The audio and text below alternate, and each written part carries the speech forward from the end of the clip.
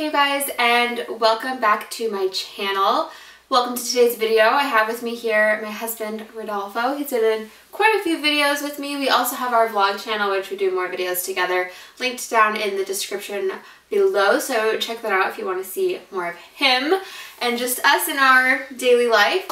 But today we wanted to sit down and film a video talking about how we kind of cope and deal with like depression, anxiety, and mental health as a couple, because as most of you know, I'm pretty open with how I struggle with mental health, and I think it can be something that couples maybe have to work through, or it can be a challenge in marriages, and sometimes people feel like, oh, I struggle with these things, like how could I ever have a healthy relationship, or how could I ever have a healthy marriage because of my own problems or struggles. And we just wanted to share how you can have a healthy marriage, have a healthy and happy life and relationship while still struggling with those things, and some things that have really helped us have like healthy communication, healthy boundaries, and just how we've been able to basically live with it, I feel like, in a healthy way. And I think, and as a background as well, what makes it really hard for Emma as well is that I'm the complete opposite. I am not very sensitive. I don't show very much emotion. I think we've tallied up my emotions to a total of 3. And so we're going to talk about kind of finding that healthy balance between the both of us that helps us both learn to love each other in a more healthy and better way. Yeah. Number one that we wanted to talk about is communication. And communication is important in a marriage whether there's mental health involved or not. It doesn't matter what your relationship is. I feel like communication is the number one key to a good relationship. Absolutely. I think one of the things that was that helped us with this transition, like when we started dating, when we were, starting to like get serious and like think about marriage, one of the things that I always admired about Emma was like how open she was about it from like day one. You know what I mean? Like she sat me down one day and just told me, like, you know what? I struggle with pretty severe depression, and I struggle with anxiety all the time. It's really hard for me to be able to get out of bed sometimes and be able to like move forward and kind of apply for these things. And at first a lot of it I thought was kind of situational, and I feel like it was at that point in your life. Yeah. You know what I mean? And like as we've come to a better place, you know what I mean, as we move forward together as a couple, as a team that we've developed. Seasons where depression is harder, and seasons where anxiety is harder, and seasons where you're good. I'm pretty balanced. Yeah. And I think it's like, but being able to, the fact that you were really open with me from the beginning, and me being able to kind of process that and being able to learn to understand how you react to certain things on certain days, and like what things help you, what things don't, was a key and pivotal factor to like us having a healthy relationship. Well, and I think that how communication can go both ways is if you're the person who maybe carries that burden of this struggle, you need to learn how to communicate it to your partner, and you as a partner also need to learn to communicate to me in a way that I can help you understand. Like, it's got to be two-way. So some of the ways that I feel like in real life that we've had to learn how to do this, and honestly, it's been a learning curve. We have not been perfect at it. Some days we're better at it than others, but we've just come to see how like when we do communicate through it, those seasons or those days where it hits me really hard, they go so much smoother. So I'd say, like, for an example, even I've had to learn, because before, when I would struggle with depression or anxiety, I didn't really have to explain to anyone around me. Like, I mean, my family kind of knew I was dealing with it, but I very much dealt with it in here, very personally and alone, and I had just gotten used to it being that way. I never really had to try and explain what I was going through to someone because it was affecting their day. I would just kind of hermit myself from friends and stuff and just kind of get through it and then get back to life. And I think in your particular case, that was actually kind of toxic for you. Well, I think it's toxic for anyone. I don't think it's healthy to ever struggle completely alone. I think you need a place to go. But what I mean is, like, I didn't have to wake up next to someone every day, fall asleep next to someone every single day while I was going through that struggle. I would see people during the day, but I could seclude myself. However, now I'm married, I can't just be like, I'm struggling, don't talk to me, I need to be alone. She tries. And you know what? I tried to do that, and it did not go well, because then he's confused. He's wondering if something's wrong, which something is wrong. I don't know how to voice it. It's a total recipe for disaster. And so I, as the person struggling, have had to learn how to communicate, like, this is how I feel. You can't just isolate yourself, because they're going to be left wondering what the heck, and you have to care about their emotional well-being just as much as they care. So while he knows what to do for me, I need to be reassuring him that I love you, you know, I'm so happy with our life. Because sometimes depression can cause you to look at things in such a negative light, and then they're wondering, do I make you unhappy? Are you unhappy with our life? And so you also need to learn to be voicing that. Even if all you can say is like, I love you, over and over and over, just let them know too that like everything's okay. I'm just going through this. So I feel like that's kind of like the perfect segue into like number 2. You know what I mean? It's like the communication is so important, because I've learned my boundaries, and there are things that I can't do for you, and that's when we like have to like encourage you. You know what I mean? To like seek professional help. So I think number 2 would be. I think that number 2 is definitely like find professional help. I don't want to say that that's like. I don't want to be like, go to counseling or tell anyone, because these are our personal views and what's personally worked for us.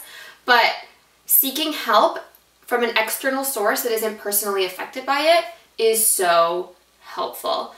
So for me, I do go to a counselor. I'm totally open with that. And I think it's done wonders for our relationship. And yeah, we understand not everybody has access to that. Counseling can be very expensive. Well, but if there are other options, I would suggest, hey, seek them out, because you might have to release that pressure valve in order for you to develop like a healthier and happier relationship, and it could just create new habits for you. Well, and whenever I think we notice such a difference, like whenever I come back from counseling, it is like this pressure is built up. I'm able to go talk to someone professionally who can really help me through it and can help me see a different perspective than maybe someone who's like involved in my personal life as well can help me see, because they're not personally affected by anything I tell them.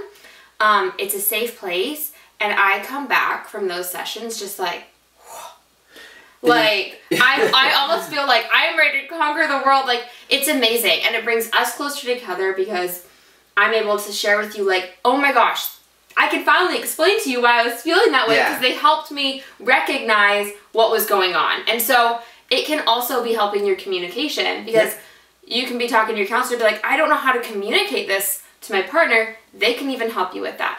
But I will say, if counseling is just like a no-go for you for whatever reason that is, and you're still looking for something like that, you can even find someone in like your community, or I don't know if you're like part of a church, just someone that you can be like, hey, you know, if I'm having a hard time, can I like call you up and just chat with you? If it's a family, I would say family member, but that sometimes can That's not always the greatest. It's not always the most helpful, because they're still very personally attached to you, so they're going to be very much like their way of telling you what you should do. And I don't know, just try and find someone. Write in a journal can be really beneficial, or even just talk out loud. This might sound really silly, but I've done this a couple times when like counseling hasn't been available, and I've just literally sat in front of a mirror and talked to myself as if I was talking to a counselor or someone, and just literally just saying things out loud can really help. So I would say that if that is something that could be an option for you, I think that we would both really recommend looking into that, because it's not only going to help you as an individual who's struggling, it's really going to help your relationship.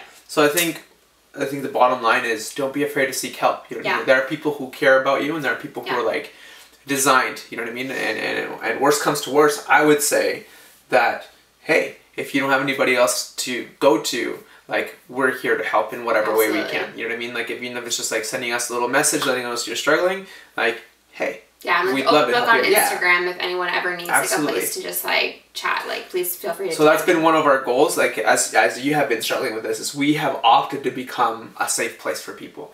And that's, I think, pretty pivotal to our relationship, because that, like, this has helped me realize, and this is kind of like going back to the fact that like I'm pretty mechanically inclined, and so I try to, like, you know, if there's a problem, I gotta fix it, right? See, which leads to number 3. How she rolled her eyes, which is to support in the way that's healthy and helpful in that way. So with support, I think that, okay, either way, whether it's the man or the woman who's struggling, maybe both of you struggle and you're both trying to figure out how to do it, whatever it looks like for you, I think that we can be very inclined to want to fix our partner, or like be like, all right, what can I do right now to get you out of this rut? I hate seeing you in this. It's making me sad. It's hurting me. What can we do right now? Let's fix this. Let's find a solution and get working on it. However, with mental health, it's not. I think it's like never, in my experience, has it ever been a quick fix. And I think one of the things that for some reason there's a stigma with mental health. You know what I mean? If you broke your leg, like you wouldn't be afraid, okay, to go to the hospital. And then you wouldn't be afraid to go to physical therapy and get yourself walking right so you don't have to like limp around for the rest of your life. But like with emotional, you know, distress, with emotional... Because no one sees it. Because yeah, it's not as prevalent, you know what I mean, to like the human eye. But just at the same time, like, it's just as important and just as healthy and just as necessary. To go through the steps. To the healing process. Yeah, you know what I mean? Like, just as the way you would heal your leg and you would strengthen it, you need to heal yourself and you need to strengthen, like, your emotional self. And so, for me, sometimes, you know, because, like, sometimes it's work. Like, I like, you know what I mean? Like, let's just get out of the house and let's go for a walk. You know what I mean? But, okay, so... But that doesn't always work. Sometimes the answer is French fries. But that is the whole point of this, is like, you need to, this goes along with communication. You need to learn how you can best support your partner. I feel like, I don't know, for me, when there's a pressure of we're doing this to make you feel better and to almost like get out of this rut, like, you know, people with mental health, you tell them, they're like, okay, we'll just snap out of it. Like, just, you know, I hate that. And I feel like that makes it worse. If you go into doing an activity with that mentality, chances are, for us, it always ends up worse than better. That was me at first, and I was guilty, very guilty. I was like, no, just snap out of it, like let's go. Because I'm very much that way. You know what I mean? Like, when I get sad, what do? I go on a hike and I go get lost in the forest. And then you're good. And then I'm like good for the next 6 months, you know? Yeah. Whereas, like, for you, like, going to the forest creates the heebie-jeebies. Like, going to the forest would give me anxiety. Exactly, yeah, exactly. You know? And so, I feel like there's, like, we've had to learn to find the balance between, like, what helps you sometimes isn't a cure-all like it is for me.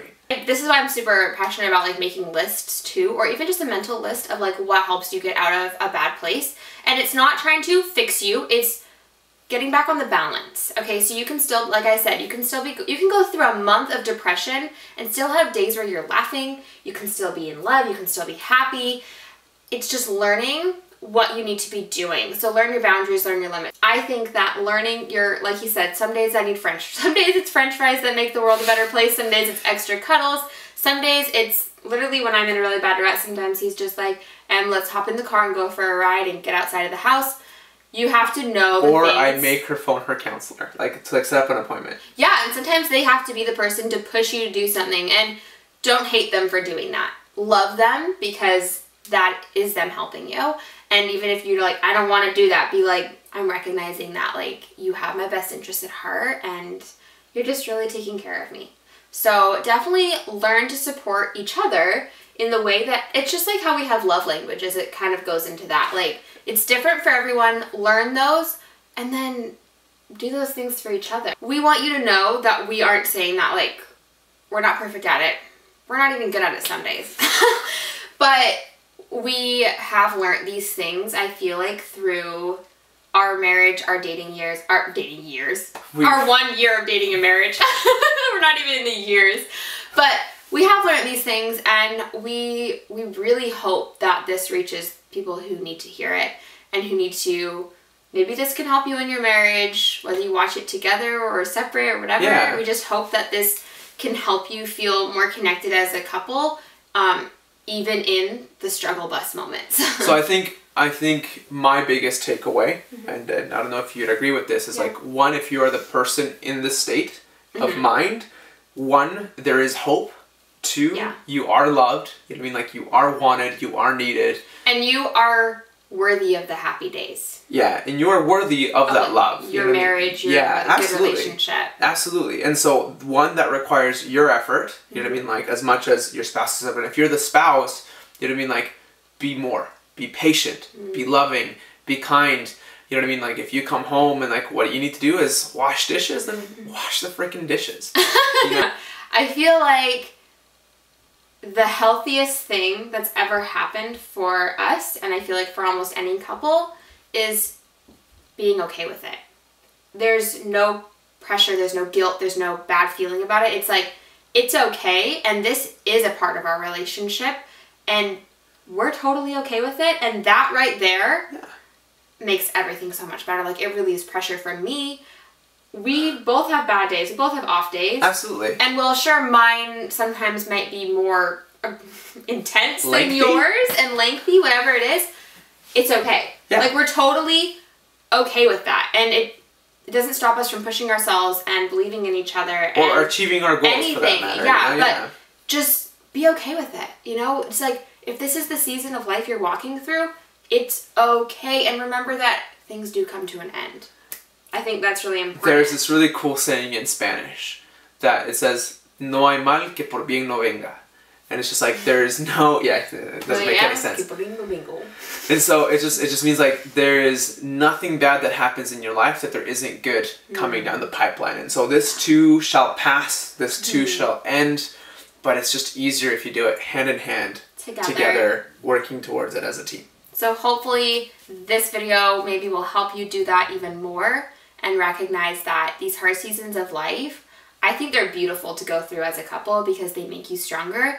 And I know we're going to look back at these times and be like, dang, like that brought us so much closer together. And look what we learned through that. And I'm sure we'll laugh at the times we failed at it. Because we're so freshly newlywed, do you know what I mean? Like, it's been almost 6 months, this month. And so, I mean, we're novices. We know we are not very professionals. Little Disclaimer, these are our personal views and thoughts, opinions. Yeah, and like those are the things that have helped us.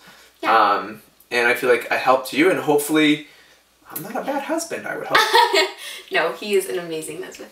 Anyway, we hope you guys appreciated this video and that it was helpful for you. If it was, please be sure to give it a thumbs up. It really helps support our channel and know what you guys like to see more of.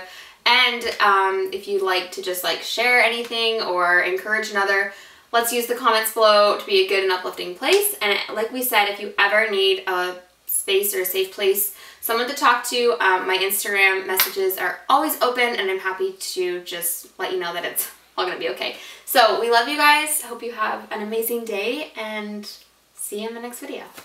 We love you. Take care. You're so funny when you I didn't know what to say. Take care. Peace out.